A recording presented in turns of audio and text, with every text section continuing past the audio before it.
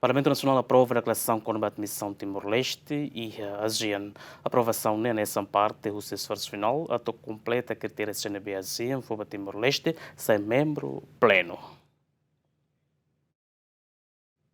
Com a aprovação da declaração IDNE, Timor-Leste completa uma condição política no legislativo sira, nebe precisa ato formaliza e a ASEAN. Proposta nebe apresenta o governo onde formaliza ligação jurídico Timor-Leste, ba declaração nebe assina e a loron ruanulo resinen, fulan outubro tinan rehon rua ruanulo resin 5, durante cimeira ASEAN bada hat nulo resin hito e a Kuala Lumpur, Malásia. E a intervenção e a plenária terça-feira, ministro do Negócio Estrangeiro no Cooperação Hatete, mas que declaração ne e a natureza simbólico ne representa etapa de decisão histórico no importante tebes ba integração plena Timor-Leste e a ASEAN. Com essa aprovação, concretiza-se juridicamente uma das mais nobres aspirações do nosso povo, cimentando o papel e o compromisso de Timor-Leste com os princípios, valores e objetivos que regem a ASEAN.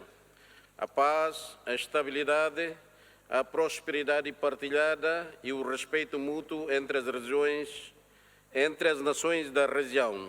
Além de deputada bancada Fretilin Cristina Yuri Ribeiro Hatete, admissão Timor-Leste ASEAN, momento histórico e de nação, também a parte do governo ato continua com transparência, estratégia na responsabilidade. Prova e demonstraita que a nação Timor-Leste hakatona baoin no reto reconhecimento regional. Mas bem, o direito sai membro e talabele sai membro hanesan objetivo e daí. Tem que sair membro e o que é mais importante, a participação ativa e a organização na RASIC. Honone ami continua o Estado, liu o governo, a to serviço continua a transparência, estratégia, no responsabilidade. A to prepara a instituição sira, o de a economia, no harmoniza política o padrão ASEAN. E daí é importante ter teves.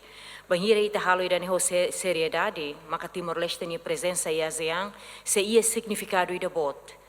A to promove prosperidade, estabilidade, no dignidade ba ema Timor-Leste toma. Com a aprovação da resolução IDNE, Timor-Leste reforça a posição na nação sira sudeste asiático, onde há tudo o compromisso rodame, desenvolvimento na solidariedade regional e a processo afirmação diplomática na estratégia Timor-Leste e a mundo. Equipa cobertura GMN.